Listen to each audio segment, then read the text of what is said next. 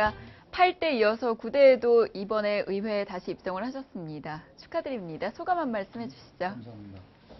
네, 재선될 수 있도록 도와주신 안산 시민들과 지지자들께 진심으로 감사를 드리고 8대 의정 활동하면서 배우고 또 느꼈던 점들을 9대 의회에서 활용해서 또 우리 도민과 안산 시민들을 위해서 무거운 책임감을 가지고 또 의원으로서도 품격을 지키면서 의정 활동에 임할 생각을 하고 있습니다. 네, 아무래도 8대 한번 경험을 하셨기 때문에 이번에 또 느낌도 남다르실 것 같은데 이번 9대 의회에서는 기획재정위원회에서 활동을 하게 되셨습니다.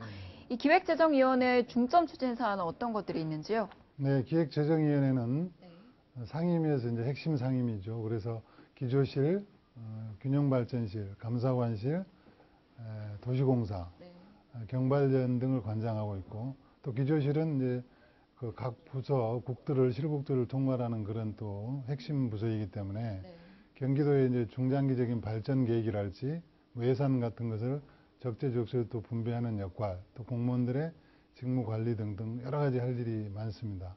그래서 또 이번에 이제 그 뭐 창조 경제 또 혁신 등을 이제 화두로 해서 그 기획들을 하고 있는 것 같은데 제가 이제 배운 또 여러 가지 경험과 기회들을 잘 살려서 앞으로 좀 더 열심히 상임위 활동에 임하도록 그렇게 하겠습니다. 네, 또 최근에는 이 경기도와 경기도시공사의 재정 건전성 확보가 굉장히 화두가 되고 있습니다. 이에 대해서 혹시 대책을 마련하고 계신지요? 네, 도시공사가 몹시 지금 어렵습니다.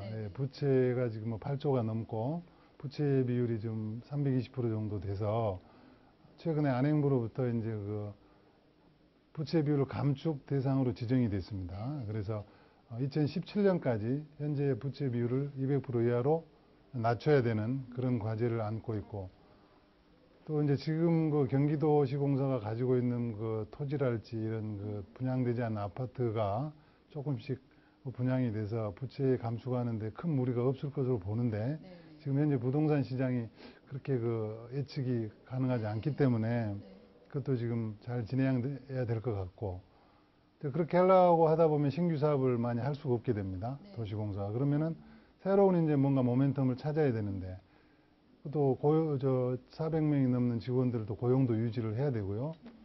그러려고 하면 이제 리모델링이랄지 주택의 뭐 전세 물량이랄지 임대주택 같은데 과감한 정책적 방향을 모색을 해야 되지 않을까 그런 방향으로 지금 논의를 하고 있습니다. 네네.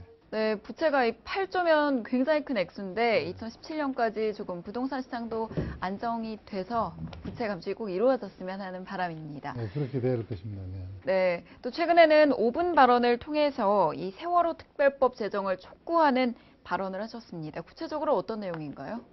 제가 이제 안산이 지역구인데요. 세월호 사고가 발생하고 정말 굉장히 힘든 시간을 보냈죠. 그러던 차에 이제 제가 뭐 안산 시민들 또는 유가족들을 위해서 뭔가 저도 역할을 해야 되기 때문에 이제 5분 발언을 하게 됐는데요. 그 취지는 이제 진상조사위원회가 구성이 되면 뭔가 좀 원인을 확실히 규명을 하고 또 재발 방지책을 마련해야 된다는 의미에서 이제 발언을 하게 됐는데요. 그렇게 하려고 하면은 진상조사위원회가 뭔가 좀 확실한 조사권을 가지고 조사를 해야 되기 때문에 뭐 특검에 준하는 수사권과 기소권을 갖고 진상조사위원회가 조사를 임해야 된다 하는 취지로 발언을 한 건데요. 최근에 이제 며칠 전에 여야가 세월호 특별법 관련해서 합의를 했습니다. 유가족도 동의를 했고요. 그래서 조금 뭐 유가족 입장에서는 미흡하지만 동의를 한 것으로 그렇게 이제 전해지고 있기 때문에 잘 진행될 것이라고 보고 또 앞으로 그 절차가 예정대로 순조롭게 조사가 이루어져서 원인이 규명이 되고 안전한 사회를 만드는데 그 핵심적인 어떤 역할을 해줬으면 하는 바람을 갖고 있습니다. 네, 세월호 사고가 벌써 일어난 지 200일도 넘었고 아직까지 문제가 다 해결이 되지 않았는데 말씀하신 것처럼 잘 해결이 됐으면 좋겠습니다. 네, 또 의원님 지역구가 안산시이셔서 아무래도 더 안타까운 마음이 크셨을 것 같은데 안산시에서 꼭 해결하고자 하는 사안이 있을까요? 네, 안산 하면 지금 반월 시화공단 이제 스마트 허브라고 하는데요. 세월호 사고로 인해서 지역 경제가 몹시 어려운데 스마트 허브가 안산 경제에 차지하는 비중이 몹시 큽니다. 네. 그래서 지금 좀 스마트 허브의 그 어떤 활성화가 이루어져서 좀 정서적으로 힘들어하고 있는 안산 시민들 또 지역 경제가 좀 되살아나서 네, 네. 좀 정서적으로 좀 회복이 됐으면 좋겠고요. 또 좀 트라우마 센터를 운영한다고 하는데 그게 지금 서로 엇박자가 나서 네.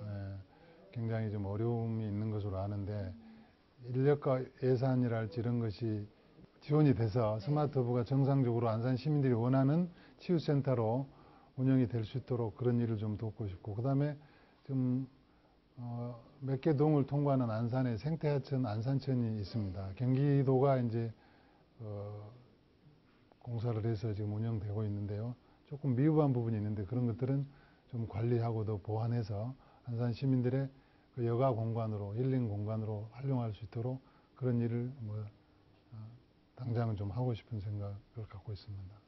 네, 말씀하신 것처럼 아무래도 이 사고 여파가 아직까지 이어지면서 이 지역 경제 회복이 가장 중요하지 않을까 싶습니다. 또 지역 경제가 회복이 되다 보면 아무래도 정서적으로도 이 지역 주민들이 여러 가지로 많이 힘을 얻지 않을까 싶습니다.